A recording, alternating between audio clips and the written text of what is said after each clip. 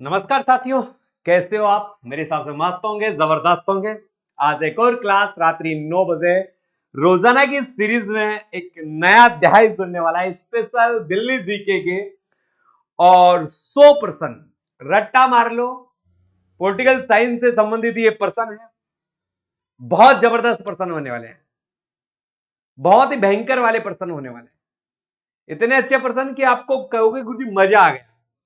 इसके अलावा ये सभी प्रतियोगिताओं परीक्षाओं में काम में देंगे, चाहे आप दिल्ली होमगार्ड हो, चाहे दिल्ली पुलिस हो, चाहे आरपीएफ हो, चाहे यूपी पुलिस हो, चाहे कहीं से भी हो, कहीं से भी हो, ये प्रश्न आपके लिए बहुत लाभदायक हो सकता है, जबरदस्त हो सकता है। पॉलिटिकल साइंस से संबंधित प्रश्न रहेंगे। रट्टा मार लो मेरे दोस्तों, शानदार प्रश्न मिलेंगे आपको। देखते हैं, पहला प्रश्न में चलते हैं। पहला प्रश्न क्या कहता है? किस संविधान संशोधन अधिनियम द्वारा संविधान में 9वीं अनुसूची को जोड़ा गया? यानी आप सभी को पता होगा, जो अपने भारतीय संविधान में है, संविधान में अगर अनुसूचियों की संख्या देखूं मैं, तो वर्तमान में अनुसूचियों की संख्या कितनी है? 12। मगर मूल संविधान की बात करें ना, मूल संविधान में कितनी अनुसूचियां थी? 8। और सबसे पहले 9वीं अनुसूची को जोड़ा गया था। कौन सी को? 9वीं अनुसूची को। 9वीं अनुसूची को, ये 9वीं अनुसूची को सबसे पहले जोड़ा गया था। कब जोड़ा गया था? 1951 में।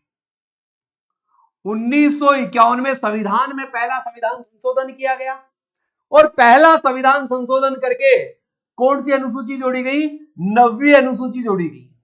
संविधान में पहला संविधान संशोधन किया गया और पहला संविधान संशोधन करके 9वीं अनुसूची जोड़ी गई। कब जोड़ी गई? 1951 में। भूमि सुधार से संबंधित, किससे संबंधित है? भूमि सुधार से। भूमि सुधार से संबंधित यह है।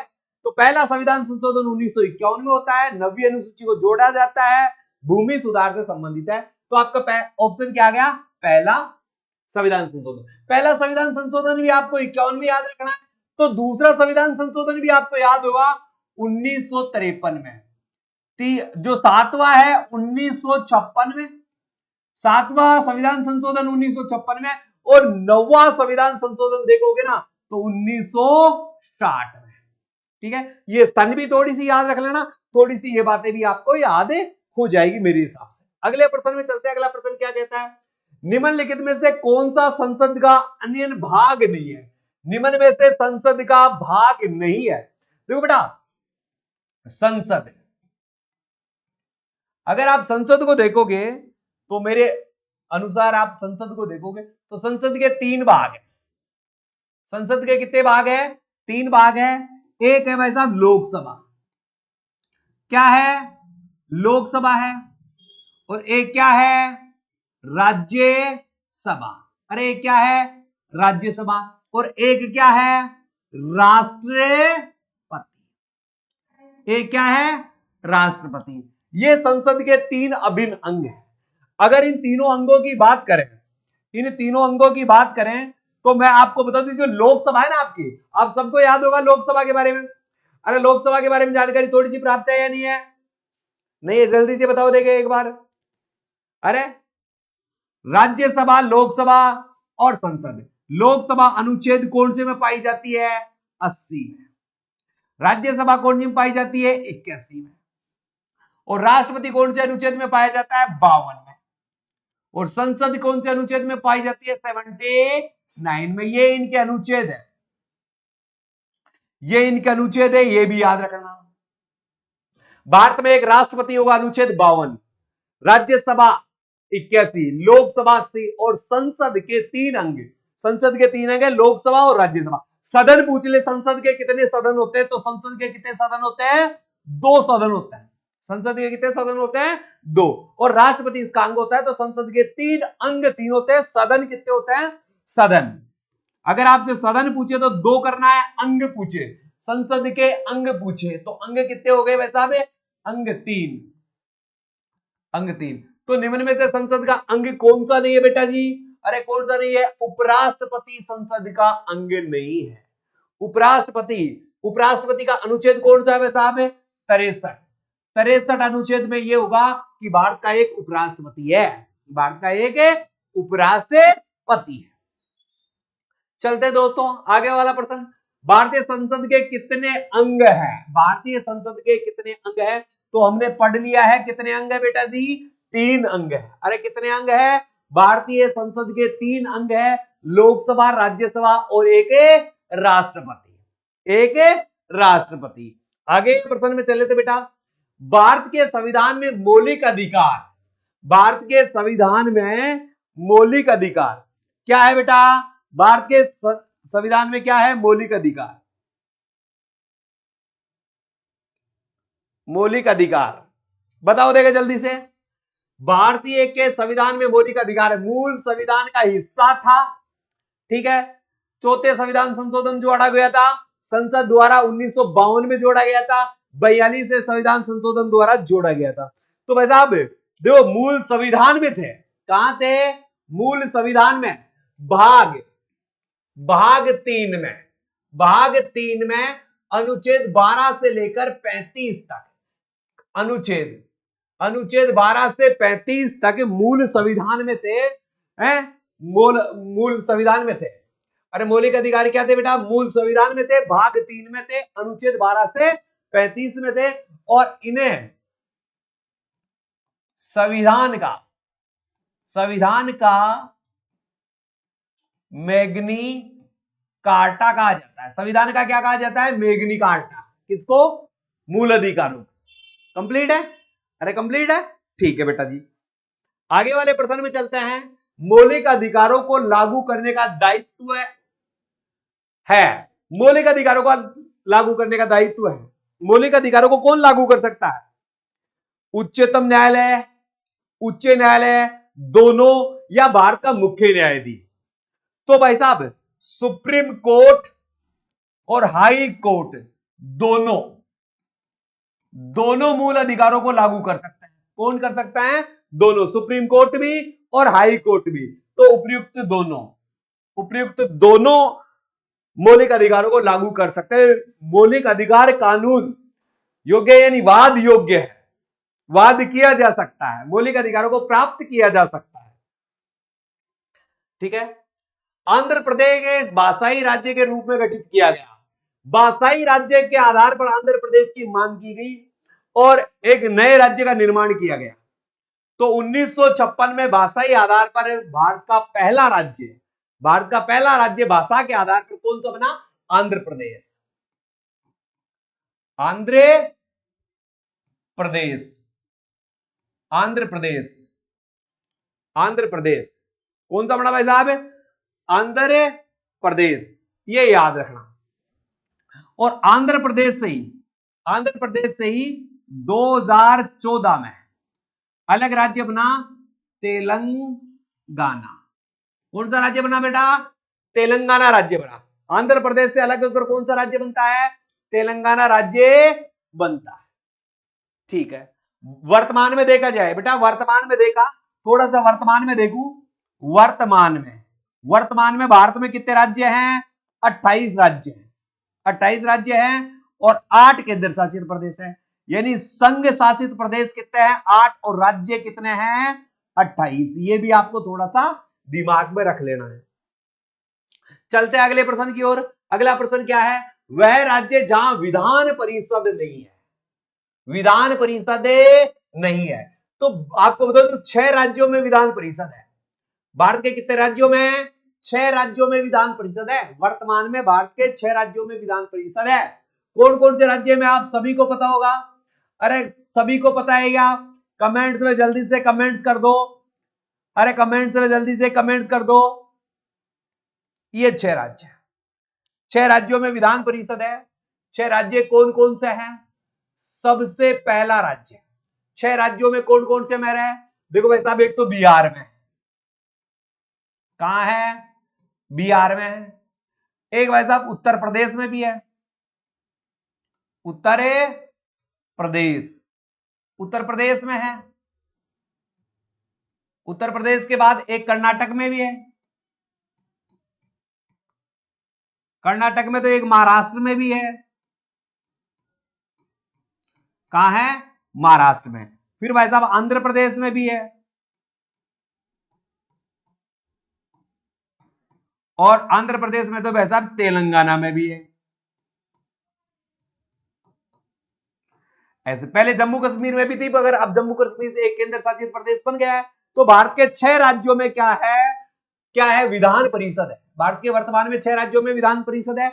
अगर भारत के 6 राज्यों में विधान परिषद है तो भाई साहब कौन से राज्य में नहीं है? तमिलनाडु में नहीं है। कौन से में? डी ऑप्शन इज गलत, तमिलनाडु में नहीं है, उत्तर प्रदेश में, महाराष्ट्र में और कर्नाटक में। तमिलनाडु में क्या है? विधान परिषद नहीं। ये प्रश्न बहुत इंपॉर्टेंट बनता, ये प्रश्न बहुत, एक बार वीडियो को शेयर कर दो सारे बच्चे, वीडियो को जो भी लोग देख रहे हैं। मैं कमेंट्स नहीं पढ़ता, आजकल मैंने कमेंट्स पढ़ना बिल्कुल ही बंद कर दिया, मगर सबसे निवेदन है कि वीडियो को शेयर कर दें। जिन्होंने चैनल को सब्सक्राइब नहीं कर रखा है, चैनल को सब्सक्राइब करें। जिन्होंने चैनल को सब्सक्राइब नहीं कर रखा है, चैनल को सब्सक्राइब भी करें। अब देखो, निम्नलिखित में से किस प्रदेश में विधान परिषद नहीं है? वैसा ही प्रश्न आया है, विधान परिषद नहीं है। तो आपने देख लिया 6 राज्यों में विधान परिषद नहीं है। विधान परिषद देखो उत्तर प्रदेश में भी है, महाराष्ट्र में भी है, बिहार में भी है, उत्तराखंड में नहीं है। कहां नहीं है? उत्तराखंड में नहीं है, क्योंकि अभी आपने पहले देखा था 6 राज्यों में विधान परिषद है, बिहार में विधान परिषद है, उत्तर प्रदेश में विधान परिषद है, कर्नाटक में विधान परिषद है, महाराष्ट्र में विधान परिषद है, आंध्र प्रदेश में विधान परिषद है, तेलंगाना में विधान परिषद है। यानी जैसे लोकसभा राज्यसभा होती है ना, वैसे ही राज्यों में विधानसभा विधान परिषद होती है। तो कुछ राज्य अपने अनुशंसा से विधान परिषद रखते हैं, कुछ नहीं रखते। अगला प्रश्न है 9 नंबर का प्रश्न, आपकी स्क्रीन पर प्रश्न है, भारत के उपराष्ट्रपति का चुनाव किया जाता है। भारत के उपराष्ट्रपति का जो चुनाव होता है, उस चुनाव में कौन भाग लेते हैं? भारत के उपराष्ट्रपति के चुनाव में भाग कौन लेते हैं? तो देखो बेटा, भारत का पहला उपराष्ट्रपति आपको पता है? पहला उपराष्ट्रपति कौन है? सर्वपल्ली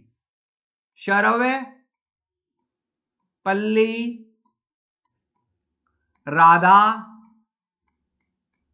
कृष्णन। कंप्लीट है। वर्तमान कौन है? वर्तमान,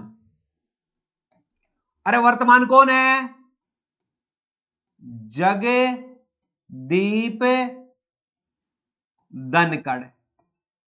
वर्तमान कौन है? जगदीप धनखड़, यही है ना वर्तमान उपराष्ट्रपति। अब ये जो उपराष्ट्रपति होता है ना, उपराष्ट्रपति जो होता है, ये आपको दिख रहा होगा उपराष्ट्रपति, ये राज्य सभा का सभापति होता है, राज्यसभा का सभापति होता है, जबकि राज्यसभा का यह सदस्य नहीं होता। जबकि ये राज्यसभा का क्या नहीं होता है? सदस्य नहीं होता है, मगर राज्यसभा का सदस्य होता है, सभापति होता है। इसका वर्णन अनुच्छेद 63 में है। भारत में एक उपराष्ट्रपति होगा, भारत में एक उपराष्ट्रपति होगा, अनुच्छेद 63। राष्ट्रपति की अनुपस्थिति में यह राष्ट्रपति के रूप में काम करता है। तो इसका जो चुनाव होता है, इसमें संसद के सभी सदस्य भाग लेते हैं, निर्वाचित और मनोनीत दोनों सदस्य। संसद के समस्त सदस्य इसके चुनाव में भाग लेते हैं, जो निर्वाचित भी होते हैं और मनोनीत भी होते हैं। भारत के उपराष्ट्रपति के पद पर लगातार दो बार उपराष्ट्रपति बनने का सौभाग्य किसे प्राप्त हुआ है? तो 2 व्यक्तियों को हुआ दोस्तों, 2 व्यक्तियों को हुआ है। एक जो व्यक्ति है वो तो पहला राष्ट्रपति, पहला यानी कौन है? सर्वपल्ली राधा कृष्णन। सर्वपल्ली राधा कृष्णन ये 2 बार रहे हैं, यानी 1952 से लेकर 1962 तक 2 कार्यकाल पूरे किए हैं। इन्हें कितने कार्यकाल पूरे किए हैं? 2 कार्यकाल पूरे किए हैं। इसके बाद एक उपराष्ट्रपति और आया था, हामिद अंसारी। ये हामिद अंसारी भी भाई साहब कितनी बार उपराष्ट्रपति रहे हैं? 2 बार। कब से कब? 2007 से 2017 तक है, 2 बार। तो भारत में 2 उपराष्ट्रपति ऐसे हैं जो 2 बार रहे। पहले सर्वपल्ली राधाकृष्णन 52 से 62 तक, इसके बाद ये राष्ट्रपति बन गए थे। और हामिद अंसारी 2007 से 17 ये भी 2 बार उपराष्ट्रपति रहे हैं। तो अपने ऑप्शन के अकॉर्डिंग क्या हो गया, सर्वपल्ली राधाकृष्णन। कौन हो गया भाई साहब, सर्वपल्ली राधाकृष्णन भारत के 2 बार उपराष्ट्रपति रहे हैं और हामिद अंसारी भी 2 बार रहे हैं। वह राज्य जहां विधान परिषद नहीं, ऐसे प्रश्न बहुत पूछे जाते हैं, विधान परिषद नहीं है। तो भारत के 6 राज्यों में विधान परिषद है। तो आपको पता है उत्तर प्रदेश में है, महाराष्ट्र में है, कर्नाटक में है। फिर किस में है भाई साहब, बिहार में है, बिहार में है, आंध्र प्रदेश में है और तेलंगाना में है। तो किस में नहीं है भाई साहब, मध्य प्रदेश में नहीं है, मध्य प्रदेश में नहीं है। ये आपको कंठस्थ याद हो जाना चाहिए। अगला प्रश्न है, निम्नलिखित में से विधान परिषद नहीं है। तो भाई साहब यहां तो सीधा ही बिना देखे ही कर सकते हो, राजस्थान में विधान परिषद नहीं है, राजस्थान में विधान परिषद नहीं है। भारत के महान्यायवादी की नियुक्ति से संबंधित अनुच्छेद कौन सा है? यानी देखो आप इसमें देखोगे तो संसद है, अरे इस 79 में तो क्या है, संसद है। 63 में क्या है, उपराष्ट्रपति, उपराष्ट्रपति। 63 में कौन है, उपराष्ट्रपति। और 53 में क्या है, 53 में क्या है, कार्यपालिका, कार्यपालिका के शीर्ष पर कौन होगा, राष्ट्रपति होगा। तीनों सेनाओं का प्रधान सेनापति राष्ट्रपति होगा, यह है। तो अब ऐसा बच क्या गया रे, अरे बच क्या गया, बच क्या गया, अनुच्छेद 63 महान्यायवादी, महान्यायवादी अनुच्छेद 63 में, अनुच्छेद 63 में महान्यायवादी कंप्लीट है। अरे कंप्लीट है, चीजों को कंप्लीट करते हुए चलो, बहुत अच्छा होने वाला है। वीडियो को शेयर कर दो भाई, अच्छी लग रही है तो शेयर कर दो। भारत के संविधान में कहा गया है कि भारत की संसद की 3 अंग होते हैं, उनमें से एक अंग लोकसभा है। अरे उनमें से एक अंग क्या है, लोकसभा है, दूसरा अंग राज्यसभा है, जबकि तीसरा अंग क्या होगा। तो अभी पढ़ा था पुण्य संसद, अरे अभी देखा था संसद, संसद के कितने अंग, 3 अंग। 3 अंग कौन कौन से, लोकसभा, लोकसभा और राज्यसभा, राज्यसभा, राज्यसभा 81 में, लोकसभा 80 में, यही पढ़ा था। अरे यही पढ़ा था क्या, बिल्कुल यही पढ़ा था, लोकसभा 80 में, राज्य। तो एक कौन बच गया, राष्ट्रपति, राष्ट्रपति किसमें है भाई, राष्ट्रपति 52 में। तो कौन सा आ गया भाई साहब, राष्ट्रपति, राष्ट्रपति 52 अनुच्छेद में, उपराष्ट्रपति 63 में और प्रधानमंत्री 75, प्रधानमंत्री कौन से में, 75 में। लोकसभा अध्यक्ष, वर्तमान लोकसभा अध्यक्ष कौन है, अरे कौन है, ओम बिरला, ओम बिरला, ध्यान रख लेना ये थोड़ा सा। आगे बढ़ते हैं, राष्ट्रपति संविधान के किस अनुच्छेद के अंतर्गत लोकसभा को भंग कर सकता है। राष्ट्रपति के पास एक ऐसा अधिकार होता है जो वो लोकसभा को भंग कर सकता है, वो लोकसभा को क्या कर सकता है, भंग कर सकता है। तो किस अनुच्छेद के तहत राष्ट्रपति लोकसभा को भंग कर सकता है, ये मुझे थोड़ा सा बता दो।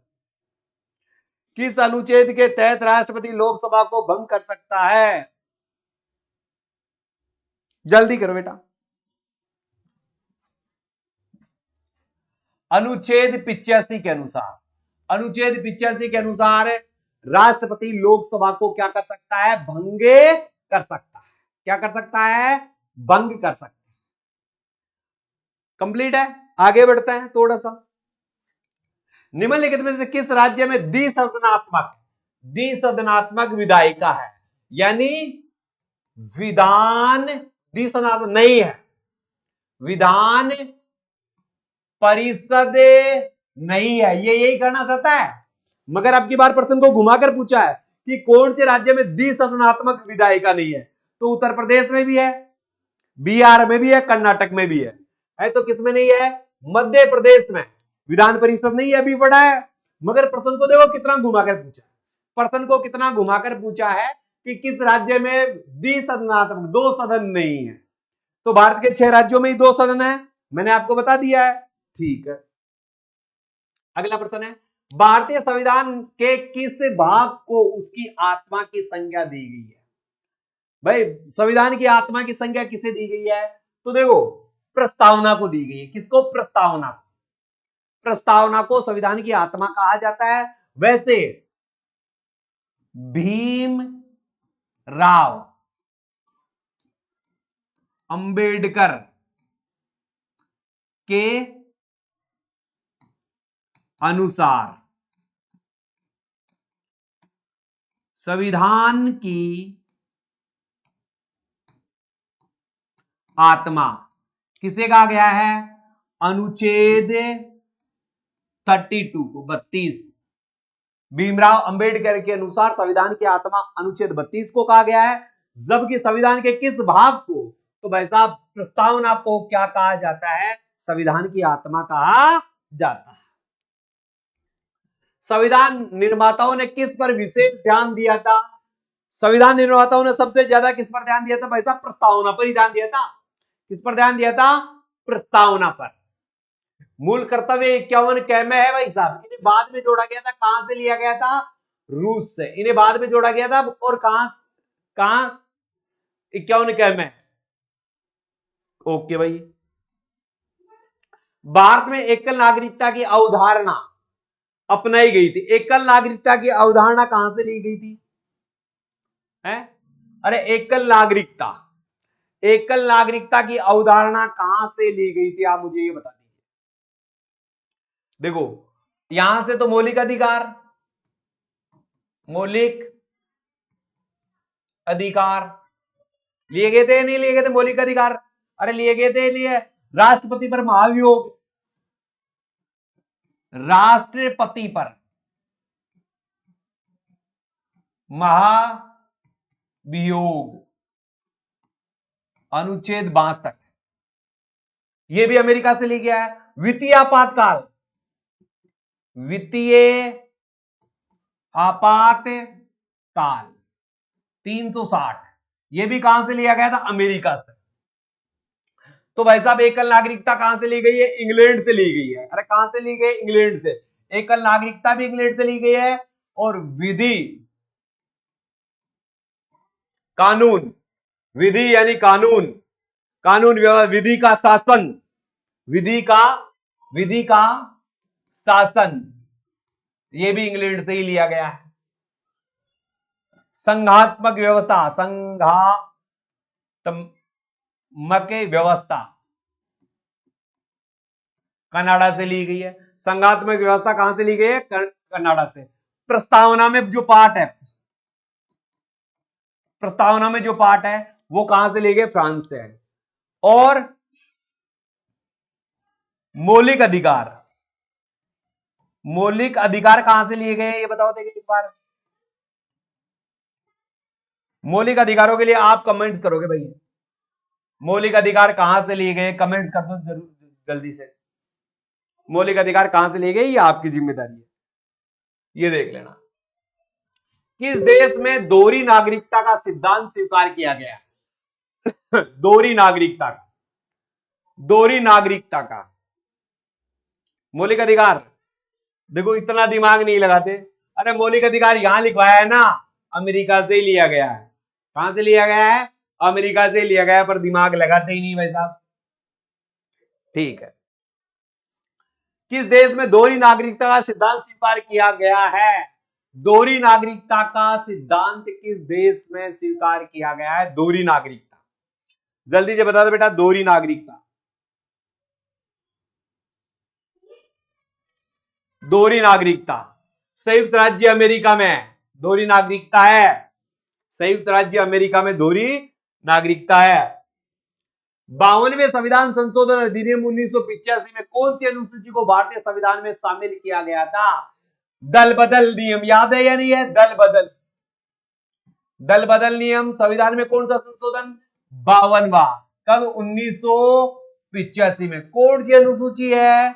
10वीं अनुसूची। 10वीं कौन सी अनुसूची है? 10वीं अनुसूची। 9वीं अनुसूची भूमि सुधार, भूमि सुधार 1951। 11वीं अनुसूची 73वां संविधान संशोधन, कौन सा? 73वां संविधान संशोधन 1993। 12वीं अनुसूची 74वां संविधान संशोधन, कौन सा? 74वां 1993। 11वीं अनुसूची ग्राम पंचायतों से, ग्राम पंचायतों से। और 12वीं अनुसूची नगर निकाय से। कहां से भाई साहब? नगर निकाय से। तो ये मोस्ट चीजें हैं, बहुत इंपॉर्टेंट फैक्ट है, सबसे महत्वपूर्ण चीजें हैं, इनको जरूर याद रखें। कौन सा अनुच्छेद संसद के 2 अधिवेशनों के बीच 6 माह के अंतराल के अनिवार्यता का उल्लेख करता है? भाई संसद में जो भी अधिवेशन होगा उसमें कितने माह का अंतर होगा? 6 माह का अंतर होगा। अरे कितने माह का अंतर होगा? 6 माह का अंतर होगा।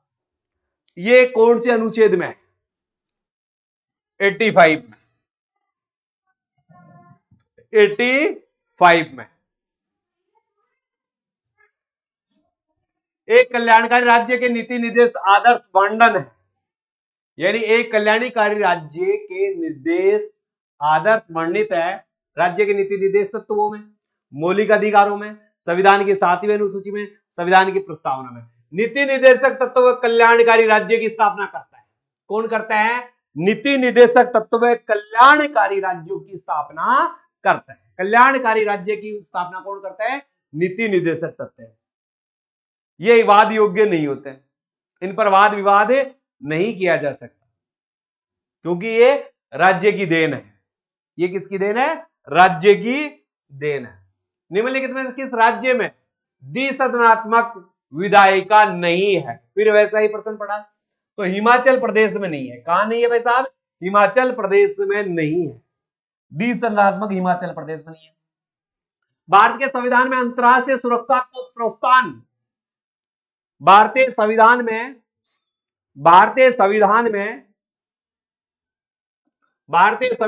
अंतरराष्ट्रीय सुरक्षा को प्रोत्साहन देना सन्निहित है। किसमें है? संविधान की प्रस्तावना में, राज्य के नीति निर्देशक तत्व है, मौलिक कर्तव्यों में, 9वीं अनुसूची में। जल्दी से बता दीजिए, जल्दी से बता दीजिए। मेरे आगे ये भाई साहब चाय, मेरे आगे ये चाय, मैं पीऊंगा रात में भी चाय, क्यों? थोड़ी भाई तबीयत खराब है। अरे कहां है? नीति निर्देशक तत्वों में। कहां बच्चा? राज्य के नीति निर्देशक तत्वों में अंतरराष्ट्रीय सुरक्षा को प्रोत्साहन देना सन्निहित है। अपने में देशभक्ति की भावना होनी चाहिए। भारत का उपराष्ट्रपति किसका पदेन सभापति होता है? अभी मैंने बताया था, पदेन किसका सभापति होता है? अरे किसका होता है? राज्यसभा का। राज्यसभा का सभापति होता है, राज्य सभा का सभापति होता है, परंतु इसका सदस्य नहीं होता। इसका सदस्य क्या नहीं होता? इसका सदस्य नहीं होता है, राज्यसभा का सदस्य नहीं होता, मगर इसका पदेन सभापति होता है। और इसको वेतन है ना, वेतन, वेतन राज्यसभा के सभापति के रूप में ही मिलता है। राज्यसभा के सभापति के रूप में उपराष्ट्रपति को वेतन मिलता है, न कि उपराष्ट्रपति के रूप में। भारतीय संविधान में न्यायालय में कौन परिवर्तनीय है? नीति निर्देशक तत्व है, प्रस्तावना, मूल कर्तव्य, मूल अधिकार। अरे कौन परिवर्तनीय है? मूल अधिकार। मूल अधिकारों को ही प्राप्त किया जा सकता है। किसको प्राप्त किया जा सकता है? मूल अधिकारों को ही प्राप्त किया जा सकता है, और किसी को प्राप्त नहीं किया जा सकता कानून के द्वारा। संविधान का कौन सा अंश भारत के नागरिकों को आर्थिक न्याय प्रदान करता है? आर्थिक न्याय कौन प्रदान करता है? जल्दी से बता दीजिए। मौलिक अधिकार, राज्य के नीति निर्देशक तत्व, प्रस्तावना, या सभी?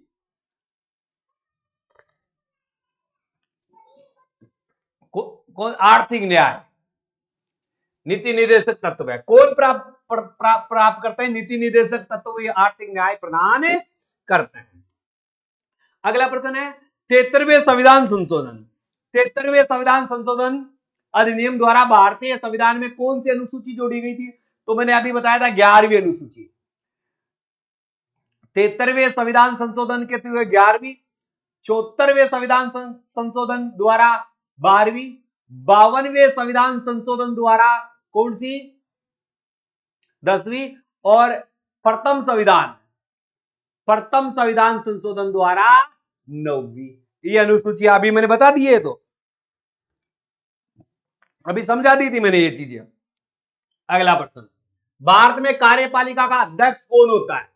कार्यपालिका के शीर्ष पर,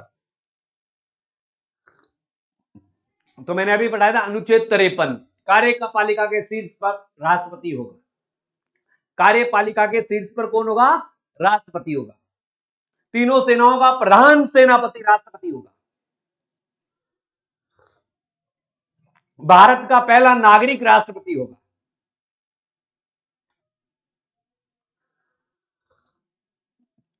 पहला राष्ट्रपति कौन था? एक बार कमेंट्स करो सारे बच्चे, एक बार वीडियो को शेयर करो, कमेंट करो, पहला राष्ट्रपति कौन था और वर्तमान कौन है? पहला राष्ट्रपति कौन था और वर्तमान कौन है?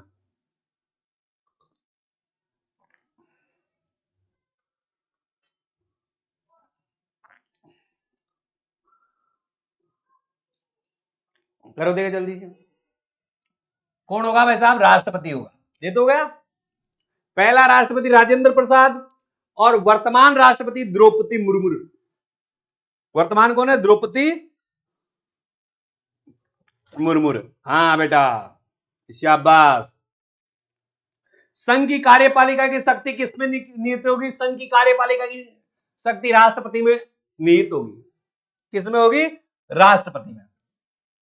भारत का राष्ट्रपति राज्य का प्रधान है, राज्य का प्रधान नहीं है, केवल सरकार का प्रधान, राज्य और सरकार। राज्य का प्रधान है। किसका प्रधान है? भारत का राष्ट्रपति किसका प्रधान है? राज्य का प्रधान है। किसका प्रधान है? राज्य का। निम्नलिखित में से समिति ने मौलिक कर्तव्यों को शामिल करने की अनुशंसा की थी। देखो, 42वां संविधान संशोधन 1976, 42वां संविधान संशोधन 1976 के द्वारा किसको जोड़ा गया? मौलिक कर्तव्यों को जोड़ा गया। ये मौलिक कर्तव्य लिए कहां से गए थे भाई साहब? रूस से। कहां से लिए गए थे? रूस से। यानी कितने मौलिक कर्तव्य जोड़े गए थे? शुरू में 10, यानी 42वें संविधान संशोधन 1976 के द्वारा 10 मौलिक कर्तव्य जोड़े गए थे। इनके लिए एक समिति बनाई गई थी, सरदार स्वर्ण सिंह समिति की सिफारिश पर इनको जोड़ा गया था। फिर 11वां मूल कर्तव्य जोड़ा गया। 11वां मूल कर्तव्य 86वें संविधान संशोधन द्वारा। कौन से संविधान संशोधन? 86वें संविधान संशोधन द्वारा 2003 में सरदार स्वर्ण सिंह समिति। आगे चलो, मौलिक कर्तव्यों को निर्धारित किया जाता है। मौलिक कर्तव्यों को निर्धारित किया जाता है 42वें संविधान संशोधन के द्वारा। अभी जस्ट पढ़ लिया आपने। अगला प्रश्न का उत्तर दो बेटा। अगला प्रश्न का उत्तर दे दो। भारत में जनप्रिय संप्रभुता है, क्योंकि भारत के संविधान की प्रस्तावना शुरू होती है इन शब्दों से, हम भारत के लोग हैं, समस्त भारतीय मेरे भाई बहन। याद है नहीं ये प्रार्थना? हम भारत के लोग हैं। कहां के लोग हैं भाई साहब? हम भारत के लोग हैं। भारत का संविधान भारत को कैसे वर्णित करता है? अनुच्छेद 1 ही कहता है। अनुच्छेद 1 कहता है भारत राज्यों का संघ है, जिसमें 28 राज्य और 8 केंद्र शासित प्रदेश है। तो भारत क्या है भाई साहब? राज्यों का संघ है। भारत क्या है बेटा? राज्यों का संघ है। अरे भारत क्या है? राज्यों का संघ है। भारतीय संघ में किसकी राज्य को शामिल करने का अधिकार है। अगर किसी राज्य को भारत में शामिल करना हो तो उसका अधिकार किसको है? यह आपको पता होगा, अनुच्छेद 2 और अनुच्छेद 3, ये दोनों ही अनुच्छेद राज्यों को शामिल करने में।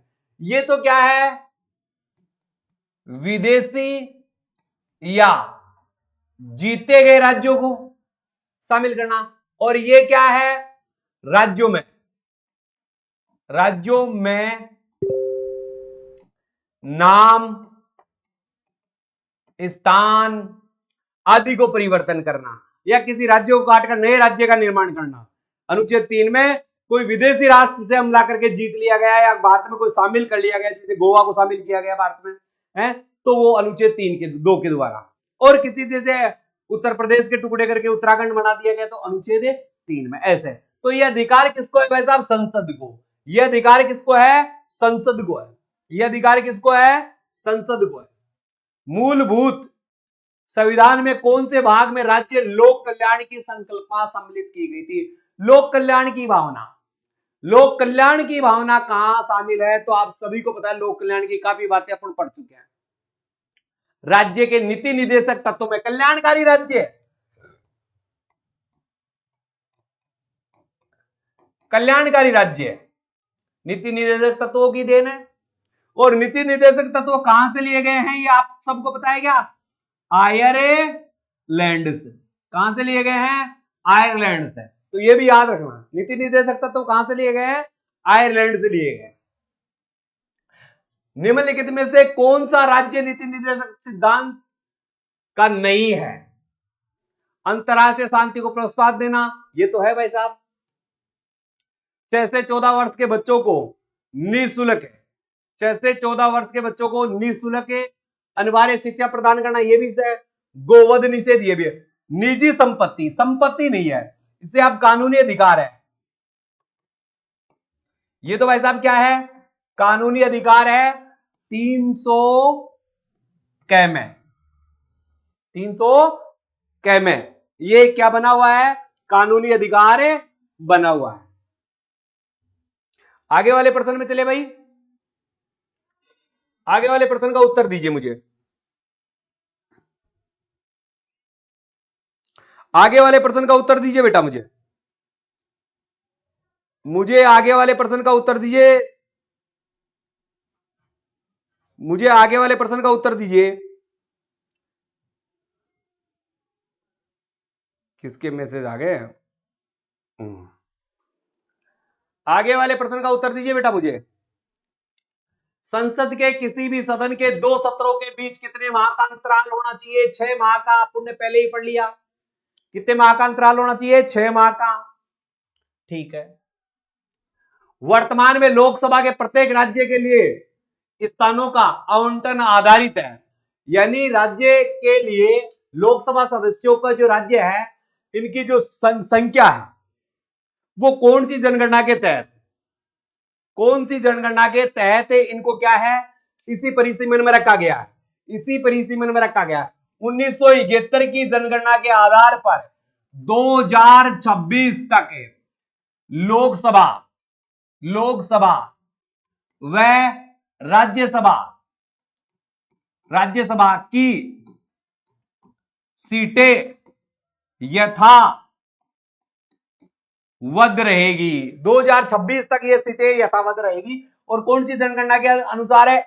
1971 की जो जनगणना है उसके आधार पर। ऐसा क्यों हुआ? क्योंकि साउथ के राज्य थे ना, उन्होंने ऑब्जेक्शन कर दिया था, क्योंकि उत्तरी भारत की जनसंख्या ज्यादा से फैल रही थी, इनका संसद में ज्यादा वर्चस्व आ रहा था, और ज्यादा वर्चस्व आ रहा था तो संसद सदस्य यहां से ज्यादा चुने था, तो पीएम का चेहरा इधर से ही जाता था। इस कारण उन्होंने ऑब्जेक्शन किया। एक तो हम तो जनसंख्या नियंत्रण कर रहे हैं, और एक आप हमें इसमें भागीदारी हमारी कम कर रहे हैं। लोकसभा में राज्यवार सीटों का आवंटन 1971 की जनगणना पर आधारित है। यह निर्धारण कितने वर्षों तक है? 2026 तक। कहां तक है? 2026 तक, जो मैंने आपको पहले ही बता दिया। अगला प्रश्न है, राज्यसभा किसके द्वारा भंग की जा सकती है? राज्यसभा को भंग किया जा सकता है। राज्यसभा को भंग कौन कर सकता है? तो सबसे पहले आपको बता दूं, राज्यसभा स्थायी सदन है। कैसा सदन है?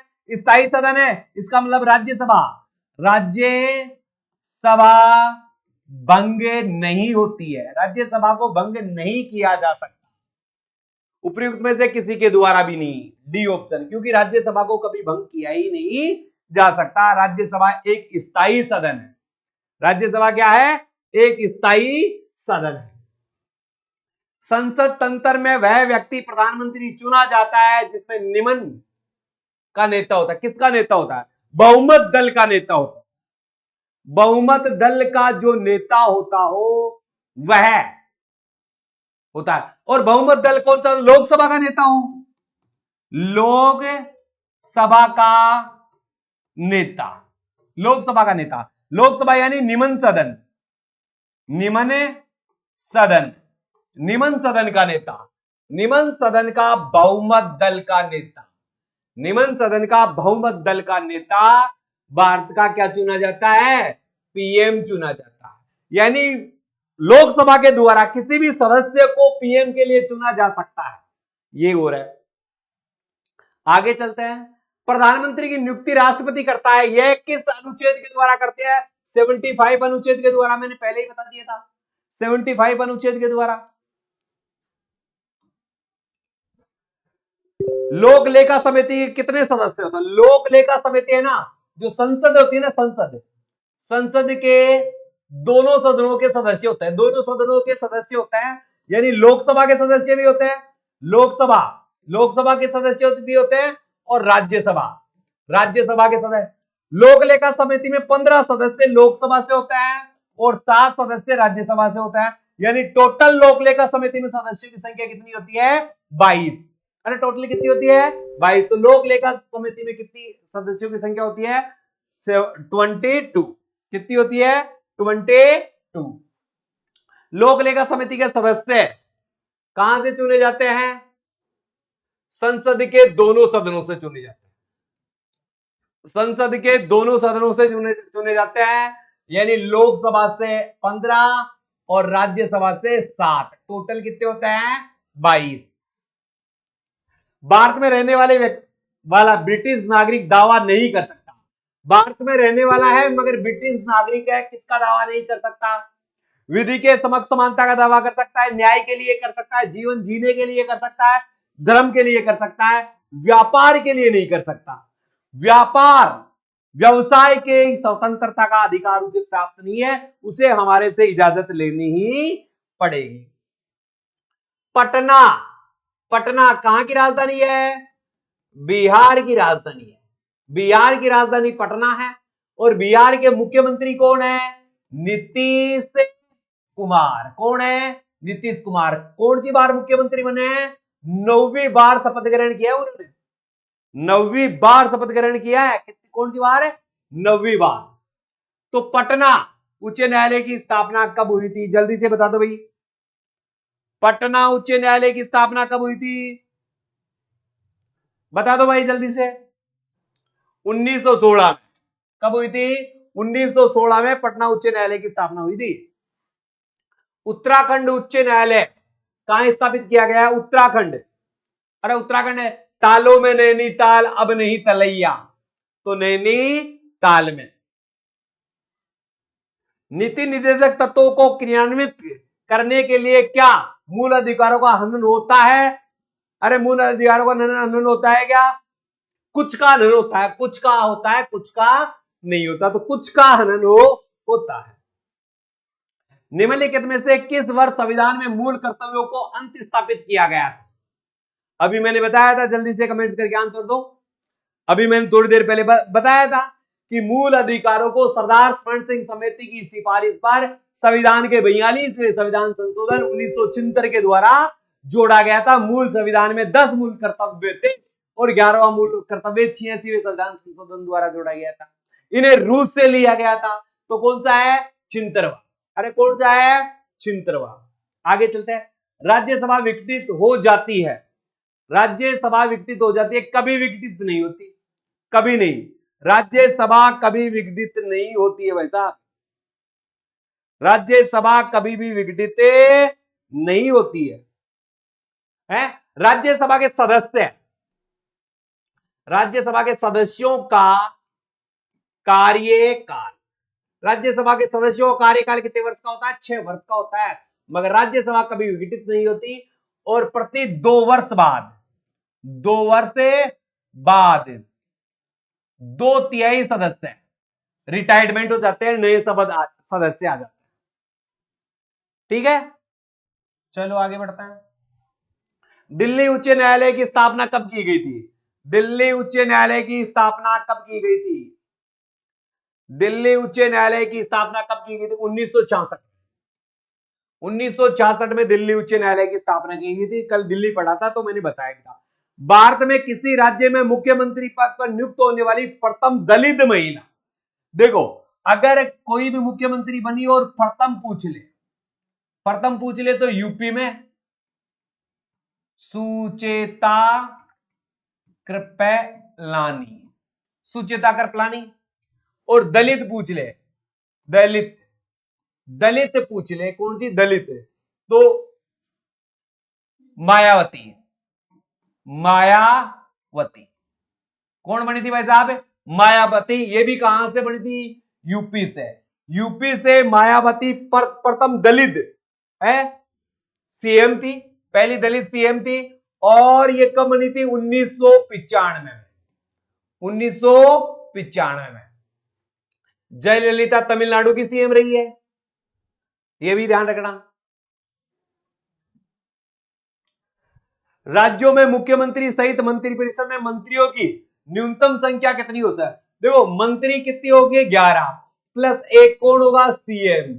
यानी मुख्यमंत्री सहित कितने हो जाएंगे?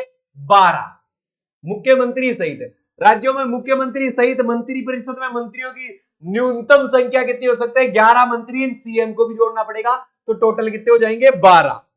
टोटल कितने हो जाएंगे? 12। अरे टोटल कितने हो जाएंगे बेटा? 12। उत्तराखंड उच्च न्यायालय अभी तो आया था नैनीताल, अरे रिपीट हो गया। लोकसभा के निर्वाचन क्षेत्रों का सीमा निर्धारण पहली बार निम्नलिखित में से किस सन में किया गया? किस सन में किया गया?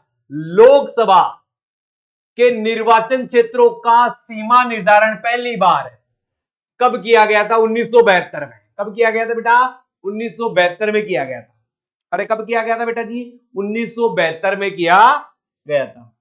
अगले प्रश्न का, भारत के वर्तमान राष्ट्रपति कौन है? द्रौपदी मुर्मू। कौन है? द्रौपदी मुर्मू। अब मुझे आप बताओ, पहली महिला राष्ट्रपति, पहली महिला राष्ट्रपति कौन है? जल्दी से मुझे कमेंट्स में कमेंट्स करके बताओ,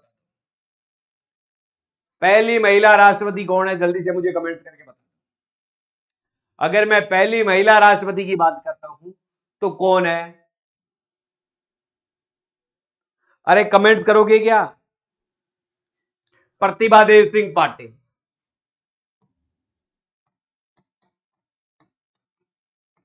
देवी सिंह पाटिल। भारत में मतदान की आयु सीमा 21 वर्ष से घटाकर 18 वर्ष कब की गई थी? तो संविधान में भाई साहब 61वां संविधान संशोधन किया गया था। कौन सा? 61वां संविधान संशोधन कब किया गया था? 1989 में। कब किया गया था? 1989 में। उस समय भाई साहब पीएम हुआ करते थे राजीव गांधी।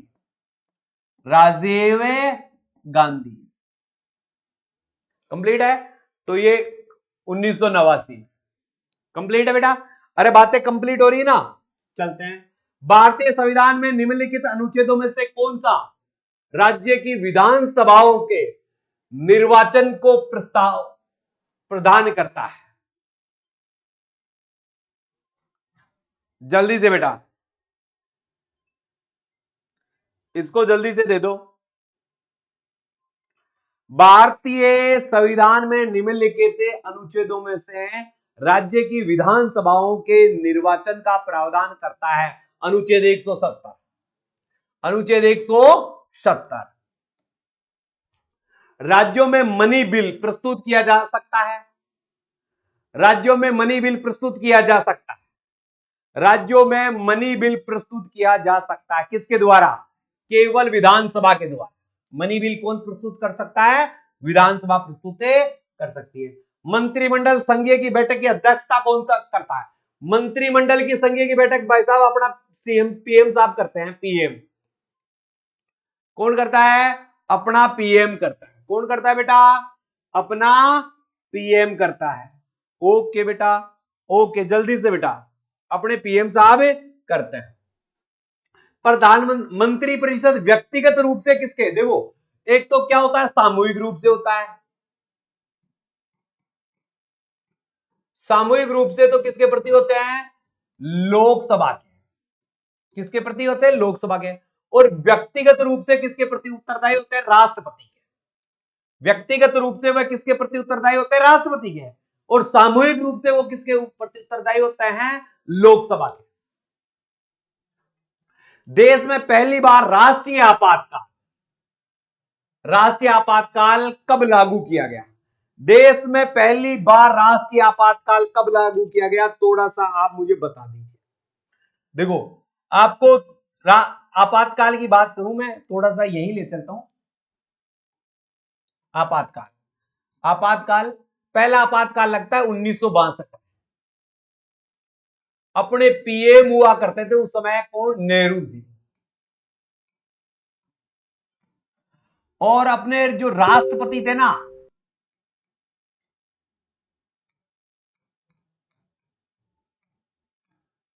राष्ट्रपति, ये राष्ट्रपति हुआ करते थे सर्वपल्ली राधाकृष्णन। सर्वपल्ली राधाकृष्णन। और ये जो पहली बार 1962 में क्या था? भारत के और चीन के युद्ध हुआ था। भारत चीन युद्ध के समय भारत में पहली बार राष्ट्रीय आपातकाल लगा था। पहली बार भारत में। फिर उसके बाद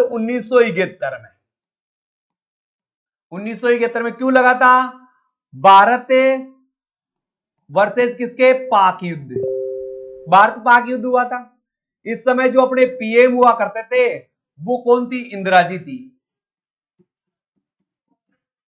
इंदिरा गांधी। और जो अपने राष्ट्रपति हुआ करते थे वो थे बसा वीवी गिरी। कौन थे? वीवी गिरी। वीवी गिरी इस समय राष्ट्रपति है। और तीसरा आपातकाल 1975 में, पीएम इंदिरा गांधी थी और राष्ट्रपति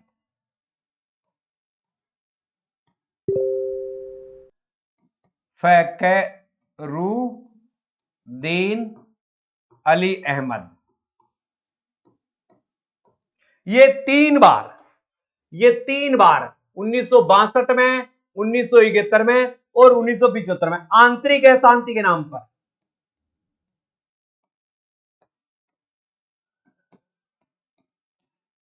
आंतरिक अशांति के नाम पर ये इंदिरा जी ने अपने आपातकाल लगाया था। तो राष्ट्रीय आपातकाल अभी तक कितनी बार लागू हुआ है साहब? राष्ट्रीय आपातकाल 3 बार लागू हुआ है। पहली बार हुआ था 26 अक्टूबर 1962 में। कब हुआ था? 26 अक्टूबर 1962 में। 26 अक्टूबर 1962 ही था ना? बिल्कुल बिल्कुल कंप्लीट है। आगे चलते हैं।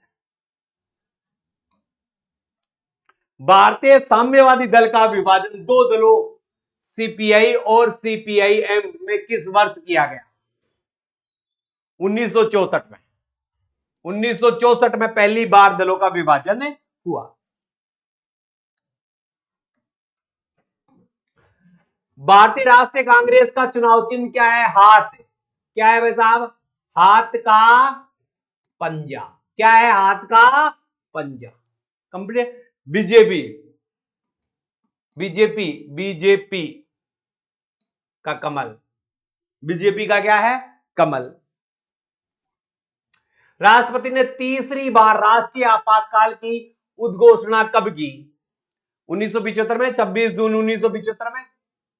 बता दिया है तो तीनों आपातकाल बता दिए, तो इनको तो ज्यादा देखने की आवश्यकता है क्या?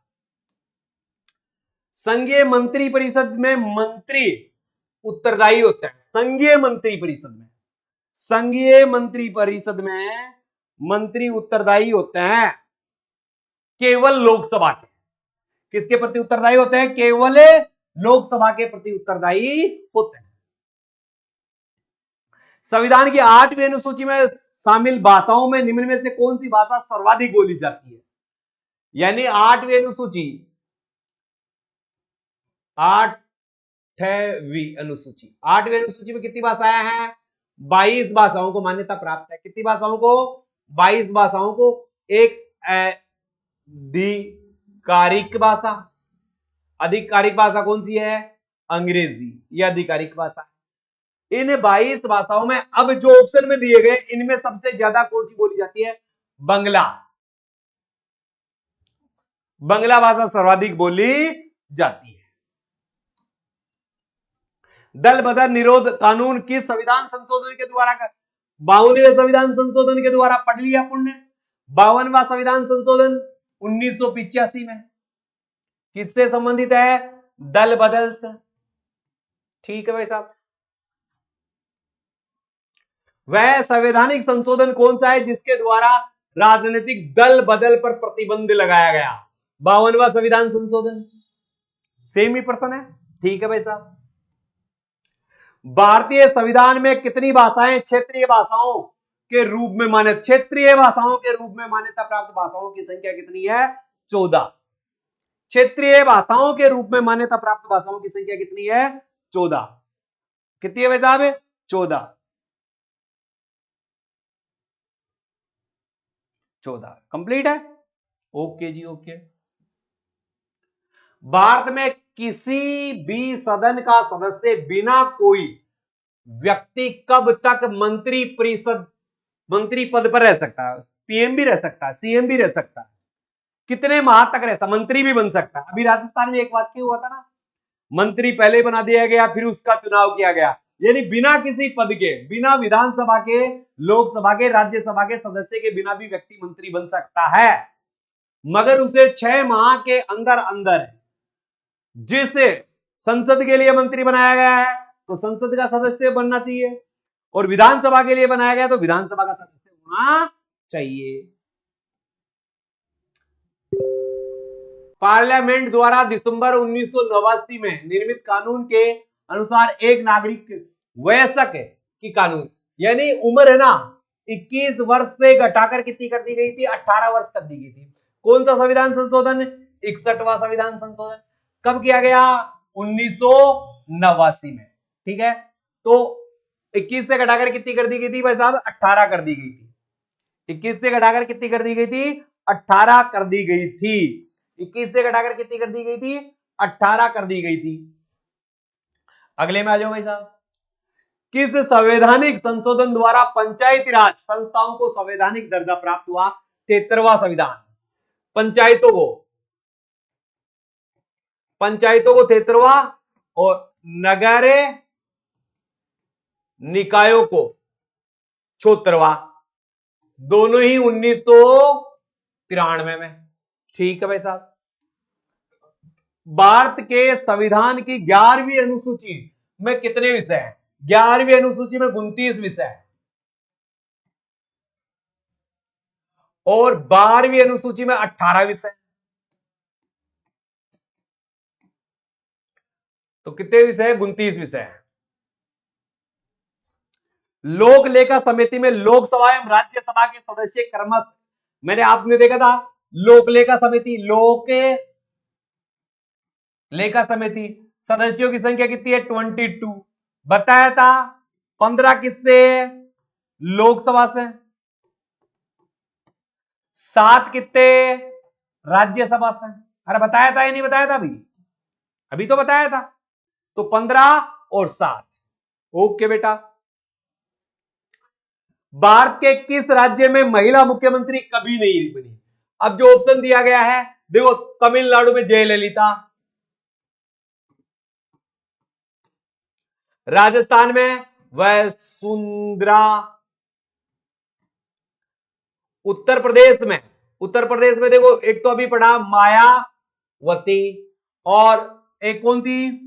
सुचेता कृपलानी। देश की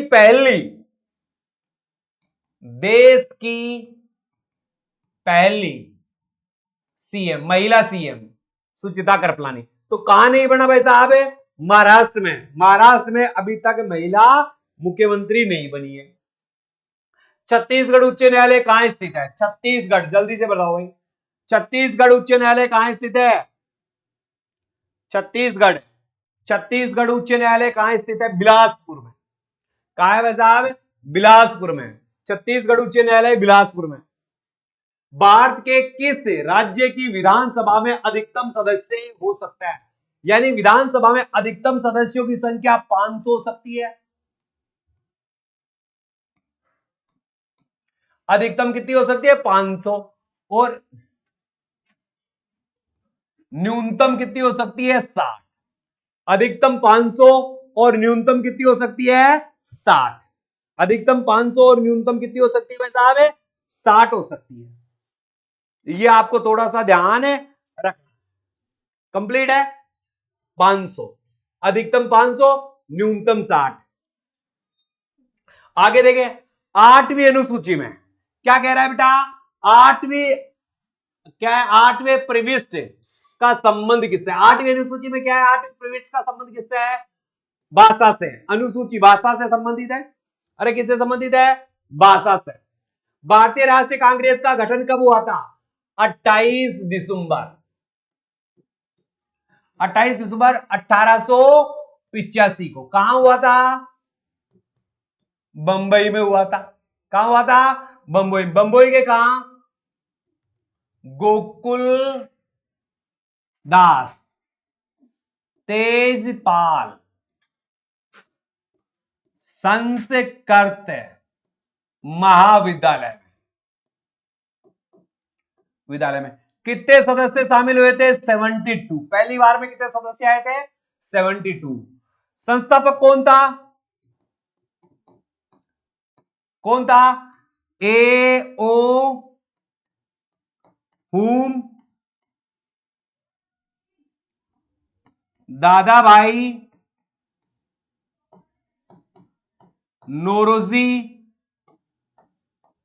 दिनेश वाचा। अध्यक्ष कौन थे? अध्यक्ष WC व्योमेश चंद्र बैनर्जी। कौन थे? व्योमेश चंद्र बैनर्जी। ये याद रखना 1885 में। कंप्लीट है? अरे कोई डाउट है क्या? नहीं है। देश में दूसरी बार राष्ट्रीय आपातकाल की उद्घोषणा 3 दिसंबर 1971 में। 3 दिसंबर 1971 में। 3 दिसंबर 1971 में है। पाक युद्ध, यानी पाकिस्तान से भारत का युद्ध हुआ था और बांग्लादेश का निर्माण हुआ था। बांग्लादेश को आजाद करवाया था। पीएम आपको पता है कौन थी? इंदिरा जी। राष्ट्रपति कौन थे भाई? आपको पता है? वीवी गिरी जी। कंप्लीट है? तो ये चीजें आपको याद रखनी है। ये चीजें आपको कंफर्म याद रखनी है। भारत के संविधान में निम्नलिखित में से किस संशोधन द्वारा यह प्रावधान किया गया कि चुनाव के बाद किसी अन्य राजनीतिक दल में शामिल होना अवैध माना जाता है? 52वें संविधान संशोधन के द्वारा 1985 में दल बदल नियम लिया गया। ठीक है भाई साहब। 73वें संविधान संशोधन द्वारा संविधान में कौन सी अनुसूची जोड़ी गई? 73वें संविधान संशोधन द्वारा संविधान में कौन सी अनुसूची जोड़ी गई? तो मैं सारे बता देता हूं। 9वीं अनुसूची पहला संविधान संशोधन, 10वीं अनुसूची 52वां संविधान संशोधन, 11वीं अनुसूची पंचायतों से संबंधित, और ये कौन सी पंचायत यानी 73वां संविधान, 73वां संविधान संशोधन, और 12वीं अनुसूची 74वां संविधान संशोधन। पहला किससे है? भूमि सुधार से। भूमि सुधार से। 52वां कौन सा है? दल बदल कंटक याद हो रहे होंगे। ग्राम पंचायत और नगरे निकाय। ये सारी की सारी बातें बारी बारी से रिपीट होने से क्या फायदा हो रहा है? हर चीज अपनी मुंह जबानी उजड़ की, हर चीज अपनी मुंह जबानी, रट लो इनको रट लो। वीडियो को शेयर कर दो एक बार, ईमानदारी से अगर क्लास अच्छी लग रही है तो 5-5 ग्रुपों में वीडियो को शेयर कर दो भयंकर रूप से, 5-5, 100% लेकर आया हूं आपके लिए भयंकर। और आप देख रहे होंगे भारत के किस राज्य को 5 नदियों की भूमि कहा जाता है? पंजाब को। पंजाब को 5 नदियों की भूमि कहा जाता है। जवाहरलाल नेहरू के निधन के पश्चात देश के प्रधानमंत्री कौन बने थे? तो कार्यवाहक प्रधानमंत्री बने थे। कार्यवाहक प्रधानमंत्री कौन थे? गुलजारी लाल नंदा। कौन बने थे? गुलजारी लाल नंदा। और अगर प्रधानमंत्री कार्यवाहक नहीं, पीएम पूछ ले सीधा, पीएम। वैसे तो कार्यवाहक ये बने थे, कौन बने थे? लाल बहादुर शास्त्री। इनकी मृत्यु, लाल बहादुर शास्त्री की मृत्यु कहां हुई थी? ताशकंद में। ये भी थोड़ा याद रख लेना। तो जवाहरलाल नेहरू के निधन होने के बाद गुलजारी लाल नंदा को कार्यवाहक राष्ट्रपति बनाया गया था, प्रधानमंत्री बनाया गया था। और गुलजारी लाल नंदा जब शास्त्री जी की मृत्यु हुई थी तब भी कार्यवाहक प्रधानमंत्री बने थे। फिर उनके बाद इंदिरा गांधी बनी थी। किस दल ने 2 वर्ष के समय में 2 प्रधानमंत्री दिए? जनता पार्टी ने 2 वर्ष में 2 प्रधानमंत्री दिए। वर्ष 1975 से 77 के बीच आपातकाल के दौरान भारत का प्रधानमंत्री कौन था? इंदिरा गांधी थी। आपको पता है? लोकसभा के अधिनियमों के अंतर्गत सदन का नेता का अर्थ होता है लोकसभा का सदस्य। कौन होता है? प्रधानमंत्री। कौन होता है? प्रधानमंत्री। प्रधानमंत्री पद त्याग करने वाला प्रथम व्यक्ति कौन था? मोरारजी देसाई। मोरारजी देसाई सबसे वृद्ध प्रधानमंत्री। 1977 में ये प्रधानमंत्री बने जनता पार्टी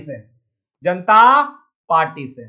फिर 80, ठीक है। और सबसे युवा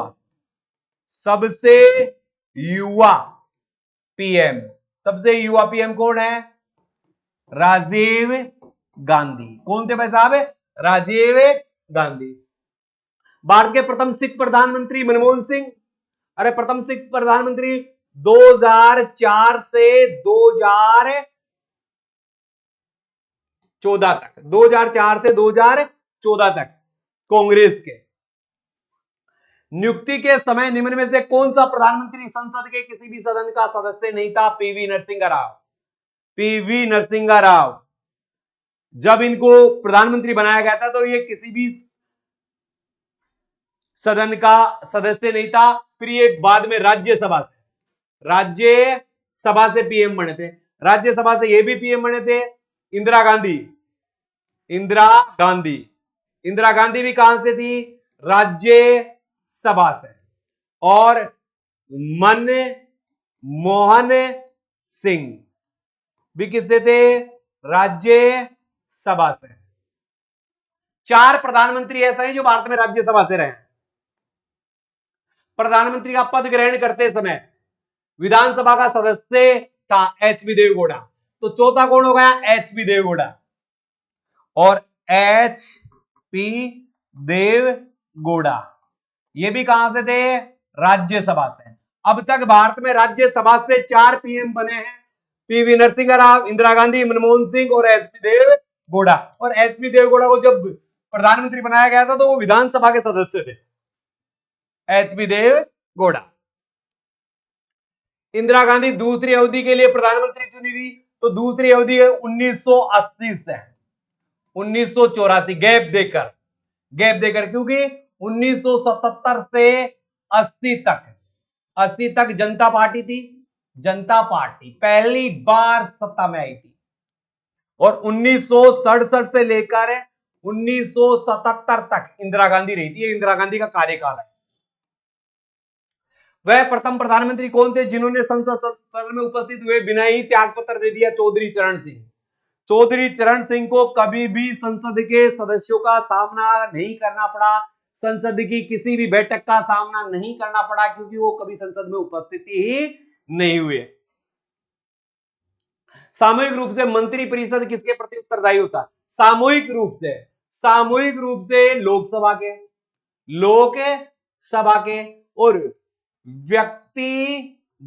व्यक्तिगत रूप से राष्ट्रपति के, व्यक्तिगत रूप से राष्ट्रपति के, और सामूहिक रूप से लोकसभा के। कोई व्यक्ति संसद के किसी भी सदन का सदस्य हुए बिना केंद्र में कितनी अवधि तक मंत्री रह सकता है? 6 माह तक। कितने माह तक रह सकता है? 6 महीने तक रह सकता है, चाहे कोई भी हो। संघीय मंत्रिपरिषद के मंत्री उत्तरदायी होते हैं लोकसभा के। किसके?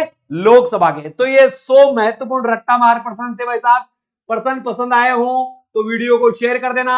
जिन्होंने चैनल को सब्सक्राइब नहीं किया है, चैनल को सब्सक्राइब कर लो। इन प्रश्नों की पीडीएफ चाहिए तो टेलीग्राम ग्रुप है बाई स्टडी, BYSTUDY।